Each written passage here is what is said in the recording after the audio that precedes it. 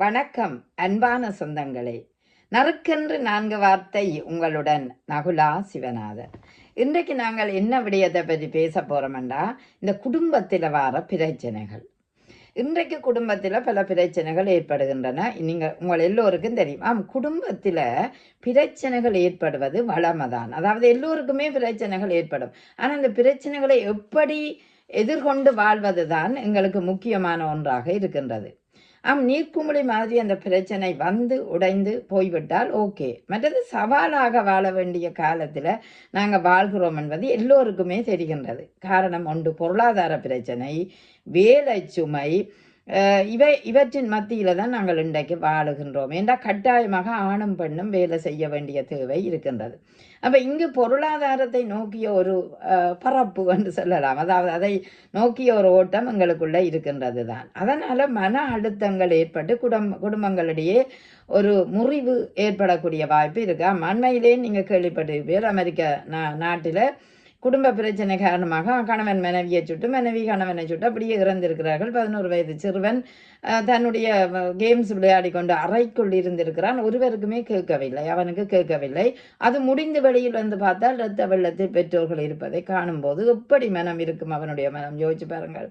ஆகவே இந்த குடும்ப விடயங்களில் வர பிரச்சனைகள் ஒன்று ஆடம்பரமாக செலவு செய்வதால் வருகிறது, பெண்கள் அதிகம் ஆசைப்படுவதால் வருகின்றது. அடுத்தது முழுநேர வேலை பெண்கள் செய்வதனாலும் உண்மையிலேயே கஷ்டங்கள் அவர்களுக்கு இருக்கிறதால அதனாலேயும் குடும்ப வேலைகளை பிள்ளைகளுடைய கடமைகளை செய்ய முடியாத சூழல் இருப்பதனாலும் வருகிறது. மன அழுத்தங்கள் தாக்குவதனாலும் அவர்களுக்குள்ள அந்த ஒரு பிரச்சனை வருகிறது. அடுத்தது சில நேரம் வந்து எரிந்து விழக்கூடிய பேச்சுவார்த்தைகள், அதாவது வார்த்தை பிரயோகங்களாலும் குடும்பங்களில் பிரச்சனை ஏற்படுகின்றது. அடுத்தது இந்த சீதன முறைகள், காதல் பிரச்சனைகள், இப்படியான நிலைமைகளை பார்க்கும்போது குடும்பத்தில் நிறைய பிரச்சனை இருக்கிறது உண்மை. இந்த பிரச்சனைகளை எல்லாம் நாங்கள் தீர்க்க வேண்டிய தேவை எங்களுக்குள்ள இருக்கின்றது. ஆகவே அளவாக வளமாக வாழ வேண்டிய ஒரு நிலையில நாங்கள் இருக்க வேணும். செலவுகளையும் ஆடம்பரமாக செலவு செய்து வாழும்போது குடும்பத்தில் அந்த பொருளாதார சிக்கல் ஏற்படும். அப்ப இவற்றையெல்லாம் கவனித்து கொண்டு நாங்கள் வாழ்ந்தோம்டா இங்கு பொறுமை, சகிப்புத்தன்மை, விட்டு கொடுப்பு போன்றவற்றை நாங்கள் வைத்திருந்தோம். அதாவது இவற்றையெல்லாம் நாங்கள் கடைப்பிடிச்சு வாழ்ந்தோம் என்றால் வாழ்க்கை சொர்க்கம்தான். ஆகவே பிரச்சனைகள் வரும், அந்த பிரச்சனைகளை எல்லாம் தீர்க்கக்கூடிய நிலையும் இருக்கின்றது.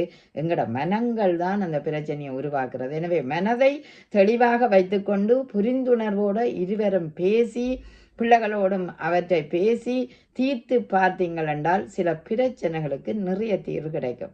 ஆகவே எந்த வீட்டிலும் பிரச்சனை இருக்குந்தான், அவற்றை தீர்த்து வாழ்றது தான் எங்கட மகிழ்ச்சியான ஒரு வாழ்வுக்கு தேவை. ஆகவே மனித வாழ்க்கை குறுகிய காலம். அந்த குறுகிய கால வாழ்க்கையில நீங்கள் மகிழ்ச்சியாக வாழ வேண்டும் என்றால் நிச்சயம் பிரச்சனை என்று இல்லாமல் பிரச்சனைதான் வாழ்க்கை, தோல்விதான் வெற்றிக்கு அறிகுறி என்று நினைத்து அவற்றையெல்லாம் சவாலாக ஏற்றுக்கொண்டு வாழுங்கள். வாழ்க்கை சொர்க்கம்தான். நன்றி, வணக்கம்.